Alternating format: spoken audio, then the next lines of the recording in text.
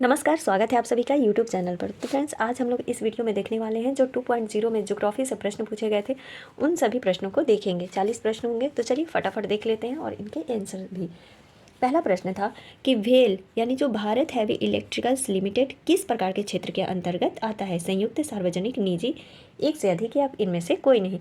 तो वो आता है सार्वजनिक क्षेत्र के अंतर्गत। इसकी स्थापना अगर पूछ लेता है तो वो हुआ था 1964 ईस्वी में। ठीक है, इसका आंसर क्या हो जाएगा हमारा? दूसरा, यानी पब्लिक। अगला प्रश्न है, मुंबई में पहली कपड़ा मिल किस वर्ष स्थापित की गई थी? देखिए, ये SCERT से प्रश्न पूछ लिया, तो वो किया गया था 1854 ईस्वी में। कब किया गया? 1854 ईस्वी में किया गया था। अगला प्रश्न है, भद्रावती लौह एवं इस्पात संयंत्र कहाँ स्थित है? तो भद्रावती के बारे में पूछ रहा है, तो वो है कर्नाटक में स्थित। नेक्स्ट प्रश्न है, भारत के किस पठार में लौह एवं इस्पात उद्योगों का सर्वाधिक संकेंद्रण है?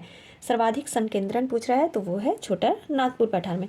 एक दो अगर आंसर इधर उधर हो जाता है तो आप लोग थोड़ा सा देख लीजिएगा।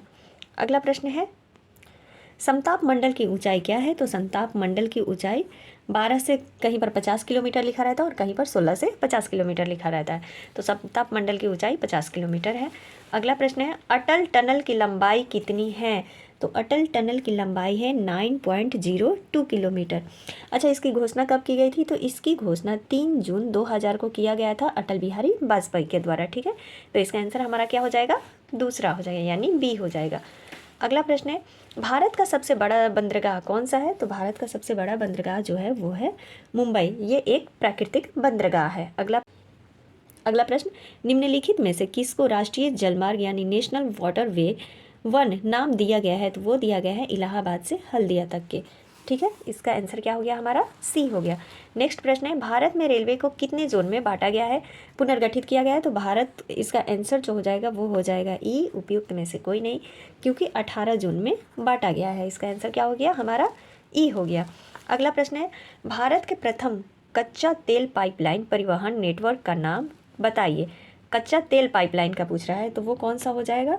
तो वो हो जाएगा इनमें से कोई नहीं, क्योंकि कच्चा तेल का प्रथम पूछ रहा है तो वो है कांडला से भटिंडा तक का पाइपलाइन। तो नाम याद कर लीजिएगा, कांडला से भटिंडा।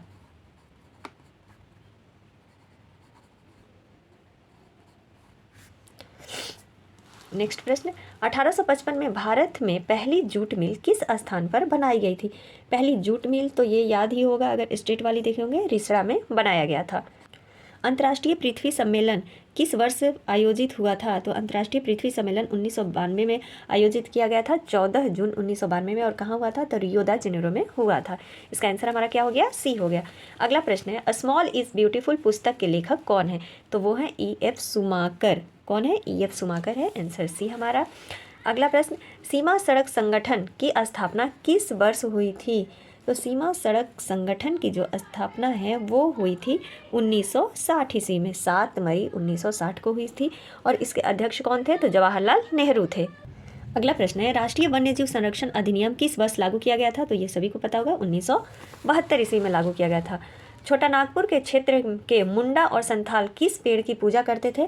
तो महुआ और किसका करते थे? कदम का। तो यहाँ पर क्या दिया हुआ है? महुआ दिया हुआ है, तो इसका आंसर क्या हो गया हमारा? ए हो गया। लेकिन इसके साथ अगर कदम भी दिया हुआ रहता कहीं पर तो उपयुक्त में से एक से अधिक हो जाता। तो महुआ और कदम की पूजा करते थे। ये सारा आपको SCERT के बुक में देखने को मिल सकता है। अगला प्रश्न है, भारत का कितना प्रतिशत क्षेत्रफल पठार से आच्छादित है? तो वो है 27.7%। कहीं पर 28 लिखा रहता है, ठीक है, तो 28 अगर रहेगा तो वो भी सही है। अगर 27 लगा देते हैं तो मेरे ख्याल से तो शायद गलत ही माना जाएगा, क्योंकि 28 ही अधिकतर लिखा जाता है। तो यहाँ पर हमारा आंसर हो जाएगा इनमें से कोई नहीं, क्योंकि 27.7 दिया रहता तब जाके सही रहता है, या फिर 28% दिया रहता। मैदानी भाग कितना है? तो 43% है। और पर्वतीय भाग कितना है? तो 29% है। इतना आच्छादित प्रदेश है। अगला प्रश्न है हमारा कि भारत का कुल भौगोलिक क्षेत्रफल कितना है? तो भारत का कुल भौगोलिक क्षेत्रफल 3.28 मिलियन वर्ग किलोमीटर है। इसका आंसर क्या हो गया हमारा? सी हो गया। 1952 की राष्ट्रीय वन नीति के अनुसार भारत में वन आवरण का वांछित प्रतिशत क्या है? 1952 के अकॉर्डिंग बोल रहा है, तो कितना है? 33% है। इसका आंसर हमारा क्या हो गया? सी हो गया।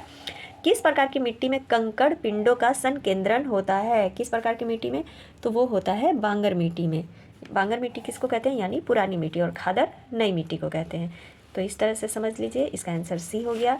अगला प्रश्न है, यदि ऊपरी मिट्टी बह जाती है तो उसे क्या कहा जाता है? तो इसे मृदा अपरदन कहते हैं, लेकिन इसका आंसर क्या हो जाएगा? ई हो जाएगा कि इनमें से कोई नहीं। आगे बढ़ते हैं। नेक्स्ट प्रश्न, लेप्चा लोकगीत देश के किस भाग से संबंधित है? तो देखिए ये दार्जिलिंग से और सिक्किम से भी संबंधित है, तो यहाँ पर आंसर हमारा हो जाएगा दार्जिलिंग। लद्दाख, हिमाचल प्रदेश, उपयुक्त में से एक से अधिक, इनमें से कोई नहीं। तो दार्जिलिंग से संबंधित है, तो इसका आंसर हमारा ए हो जाएगा। सिक्किम रहता है तो सिक्किम से भी संबंधित है लेप्चा लोकगीत, तो इस नाम को भी याद रख लीजिए, सिक्किम को भी। अगला प्रश्न है, बांधवगढ़ राष्ट्रीय उद्यान किस राज्य में स्थित है? तो बांधवगढ़ राष्ट्रीय उद्यान जो है वो है मध्य प्रदेश में स्थित। आंसर सी हो गया। भारत के किस राज्य में सबसे अधिक वन क्षेत्र है? तो भारत के किस राज्य में है? वो है मध्य प्रदेश में सबसे अधिक वन क्षेत्र। निम्नलिखित में से किस संरक्षण रणनीति में सीधे तौर पर सामुदायिक भागीदारी शामिल नहीं है? कहाँ पर? संरक्षण रणनीति में, यानी सीधे तौर पर कहाँ पर सामुदायिक जो भागीदारी है वो सम्मिलित नहीं है? तो वो सम्मिलित नहीं है वन्य जीव अभ्यारण्यों के सीमांकन में। ठीक है, इसका आंसर क्या हो गया हमारा? ए हो गया, बाकी जगह सम्मिलित है। अगला प्रश्न है, भारत में जल विद्युत ऊर्जा परियोजना द्वारा बिजली का कितना प्रतिशत योगदान होता है? यानी भारत में जल विद्युत ऊर्जा का परियोजनाओं द्वारा बिजली में कितना प्रतिशत? तो वो होता है 22% योगदान होता है। आंसर क्या हो गया? ए हो गया। अगला प्रश्न है, भारत के जल जीवन मिशन के अनुसार प्रति व्यक्ति प्रतिदिन पेयजल आपूर्ति कितनी आवश्यकता है? यानी प्रतिदिन व्यक्ति को कितनी जल की आवश्यकता होती है? तो वो है 50 लीटर। इसका आंसर क्या हो गया? ए हो गया। अगला प्रश्न है, निम्नलिखित नदियों में से कौन सी नदी मुहाना या दहाना बनाती है? माही, ताप्ती, पेनार, नर्मदा। तो देखिए मांडवी जो हो गई, साबरमती हो गई, ये सब नदियाँ क्या है?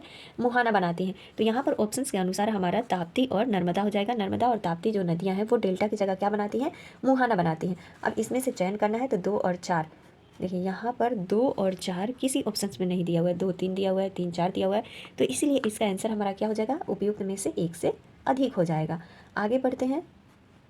अगला प्रश्न है, सरदार सरोवर बांध किस नदी पर बनाया गया है? तो वो बनाया गया है नर्मदा नदी पर।